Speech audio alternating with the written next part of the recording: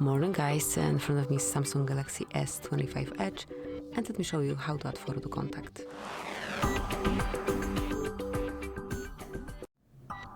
So at first, open your phone dialer. Now if you're not in contacts, go to this panel and mark the contact that you wish to customize. Now select Info and go to Edit. Mark Photo to add a new one, and now you can either grab a photo right now by tapping on Camera. You can choose something from your own gallery or one from Galaxy avatars. Let me choose something from my gallery. Tap on Done and mark Save.